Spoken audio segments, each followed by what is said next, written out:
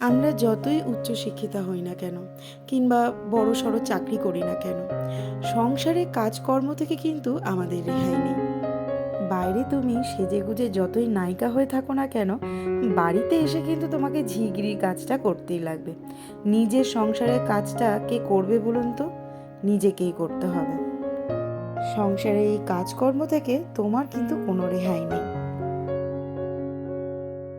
Hello everyone, good morning. আমি পিয়ালি আর আমার নতুন একটি ব্লগে আপনাদের সবাইকে ওয়েলকাম। কেমন আছেন আপনারা সবাই? আশা করছি আপনারা সবাই খুব খুব খুব ভালো আছেন, সুস্থ আছেন। আমিও কিন্তু বেশ ভালো আছি। রোজকার মতন আজও সকাল 4টের সময় উঠেছি। উঠে মাম্মামের জন্য টিফিন তৈরি করা, ওকে খাওয়ানো, ওকে রেডি করিয়ে স্কুলে পাঠানো, সমস্ত কিছু সেরে তারপর একটু বার করেছি নিজের জন্য সময়। মাম্মামকে দিয়ে এসেই কিন্তু বেশ খানিকটা সময় পাওয়া যায়, আর সেই সময়টাই আমি ইউটিলাইজ করি আমার নিজের জন্য, মানে এই ব্যায়াম করার জন্য। একটু ওয়ার্কআউট না করলে তো শরীরটা ভালো থাকবে না, যার জন্যই একটু ওয়ার্কআউট করার জন্য সময় বার করে নিই। এরপরে সারা দিনে আর সময় বার করা যায় না, সারাটা দিনই বলতে পারেন খুব ব্যস্ততায় কাটে। জানেন তো, নতুন করে ওয়ার্কআউট করে না, মানে আগে তো কোনোদিনও করতাম না, সেইভাবে নিয়মিতভাবে করতাম না। এখন নতুন করে শুরু করে সত্যি ভীষণ ভালো লাগছে, শরীরটাও যেন বেশ হালকা মনে হয়। ব্যাস, এবার ব্যায়াম ট্যায়াম করে তারপর লেগে পড়েছি সংসারের কাজে। সংসারে তো প্রচুর কাজ থাকে, আবার সেই প্রচুর কাজগুলো কিভাবে সময় মতন শেষ করব, সেই চিন্তাটাও কিন্তু মাথায় থাকে। এখন না ভেবে রাখি জানেন, যে সকালবেলা মাম্মামকে স্কুলের বাসের জন্য ছেড়ে দিয়ে তারপরে আমি ঘরের কাজকর্ম সমস্ত কিছু কমপ্লিট করে নেব। একেবারে রান্নাবান্নাটাও তাড়াতাড়ি করে নেব। তাড়াতাড়ি করলে না বেশ একটু রেস্ট নেওয়ার সময় পাওয়া যায় দুপুরের দিকে। না হলে ওই 3:30 4টে বেজে গেলে তখন আর রেস্ট হয় না। আর তারপরেই মাম্মাম চলে আসে। মাম্মাম চলে এলে তারপরে তাকে খাওয়ানো, তাকে পড়াশোনা করানো, সমস্ত কিছুটাই দেখতে হয়।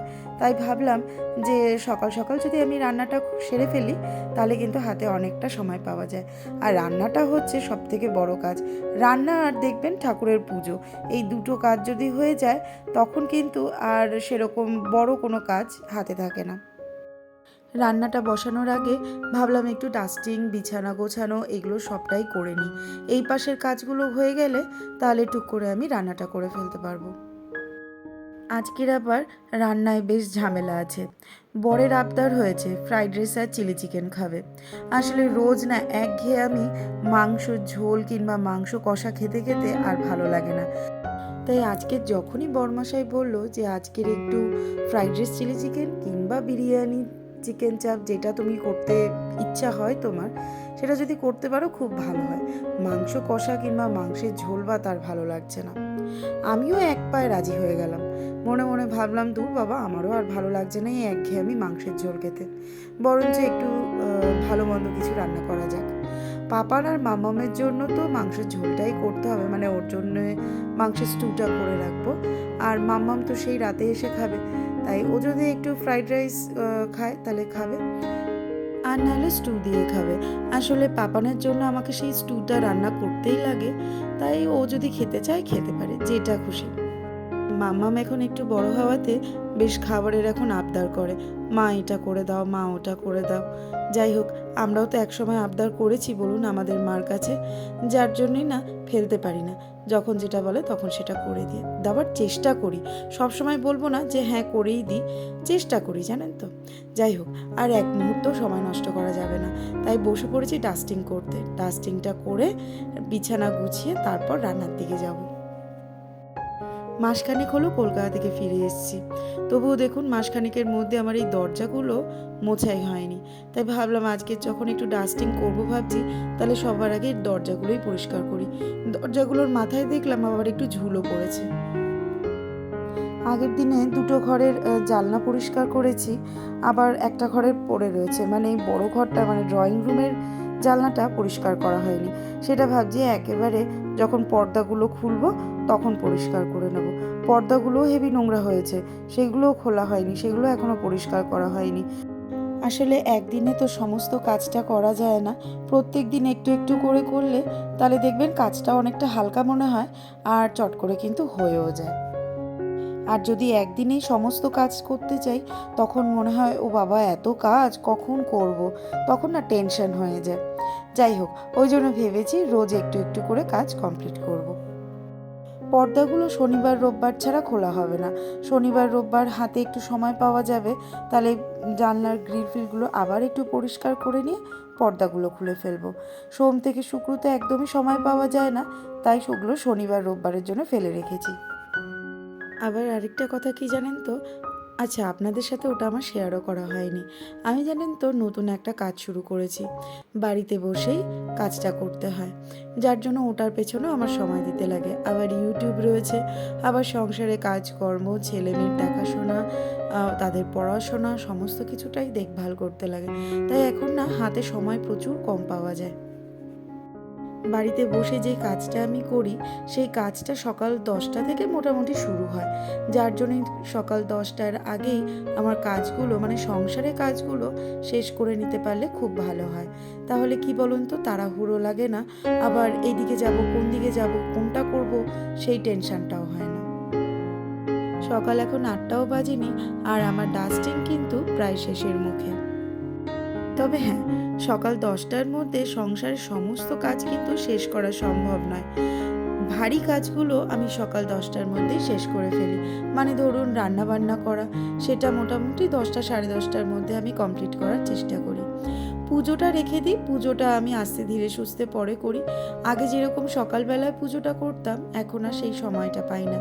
এখন এই পুজো করতে করতে ধরুন 11টা সাড়ে 11টা বেজেই যায়।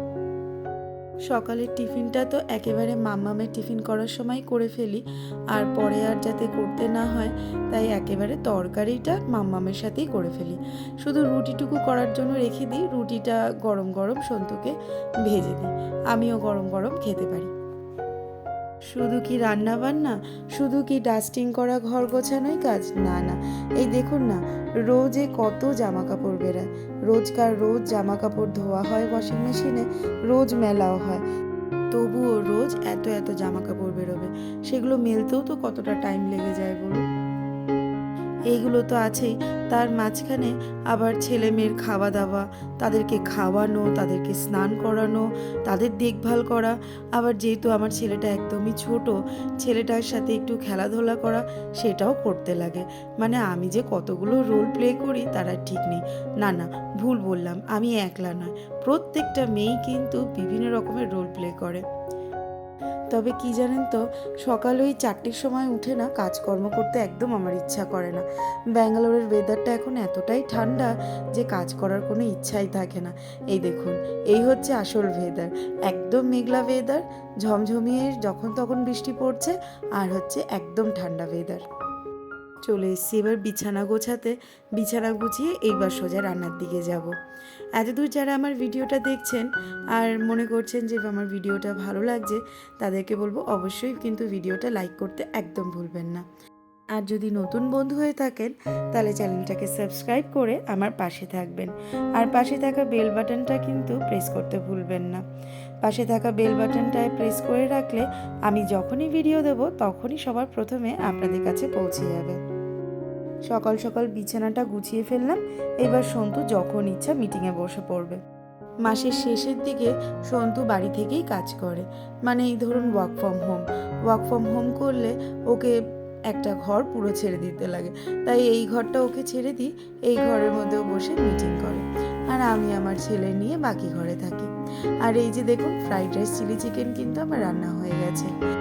ফ্রাইড রাইস চিলি চিকেন আমরা কম বেশি কিন্তু সবাই রান্না করতে পারি, নিজেরা নিজেদের মতন করে রান্না করতে পারি, তার জন্য আর ওই ভিডিওটা শেয়ার করলাম না। রান্না বান্না সেরে স্নান টান করে এবার গাছের চর্চা করতে চলে এসেছি।